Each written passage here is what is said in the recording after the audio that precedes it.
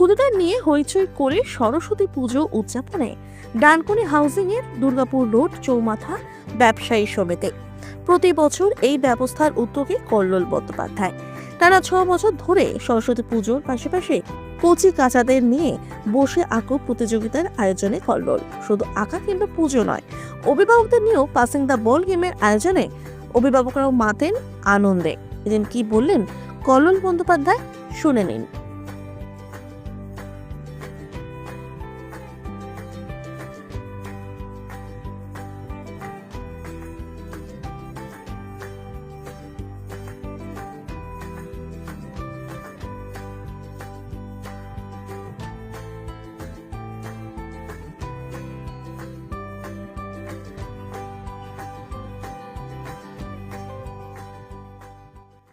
প্রত্যেক বছরই দীর্ঘদিন ধরে 6-7 বছর সরস্বতী পুজো করি।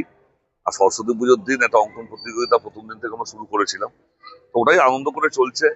বেসিক্যালি দেখুন, মানে প্রতিযোগিতাটা বড় কথা নয়, এই একদম সব থেকে ছোট বাচ্চার একটা স্পেশাল প্রাইজ দিই, বাচ্চাগুলোদের একটা আলাদা গ্রুপ করে সেখানে সকলের সমান পুরস্কার রাখি, ফার্স্ট সেকেন্ড থার্ড রাখি, প্লাস আলাদা প্রাইজ রাখি।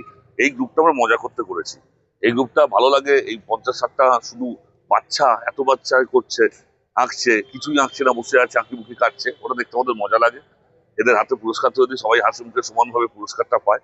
আর বি আর সি গ্রুপ, বড়দের গ্রুপ, তারা অনেক ভালো ভালো আঁকা আঁকে। 19-20 আমাদের জাজেরা রয়েছেন, তাদের চোখে ধরা পড়ে, আমাদের চোখে ধরা পড়ে না।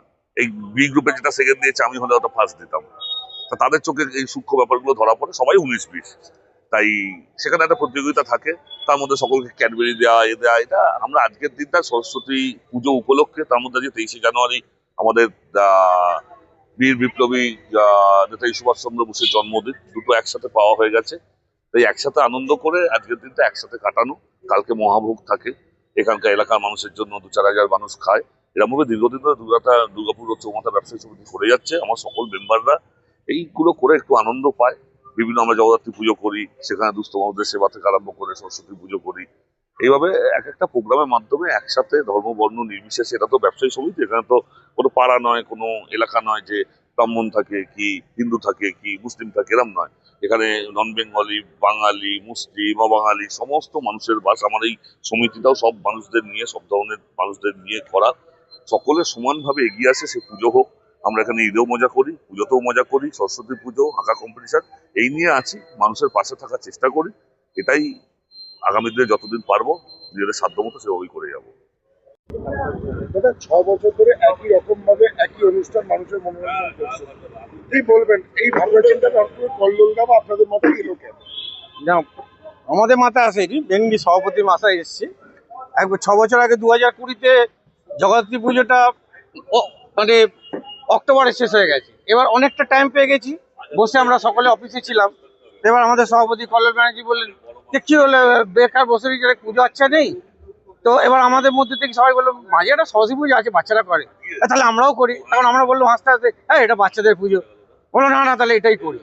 এই একমাত্র উদ্যোগটা, ওই জন্য আমি বারবার বলি মাইকে যে মূল উদ্যোগটা আমাদের সভাপতি কল্লোল ব্যানার্জি মহাশয়, উনি জোর ধরলেন। আর এটা আমরা কোনো চাঁদা তুলি না, সকলে মিলে নিজেরা করি, যা কম পড়ে একা দায়িত্ব নিয়ে মাথার উপর হাত দিয়ে একা চালিয়ে দেয় কল্লোল ব্যানার্জি মহাশয় আমাদের সভাপতি। আর খুব সুষ্ঠুভাবে প্রোগ্রাম চলে। আর বসে আঁকা প্রতিযোগিতা, এটা ওনার মাথা থেকে এনেছেন। গিফট উনি নিজে হাতে নিয়ে গিয়ে কিনে আনেন, নিজে পছন্দ করে, দামের কোনো তারতম্য করেন না।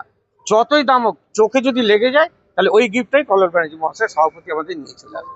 এইভাবেই চলে আসছে, খুব ভালো লাগছে, সকলেই অ্যাটেনশন দিচ্ছে, সকলে খুব ইন্টারেস্টেড।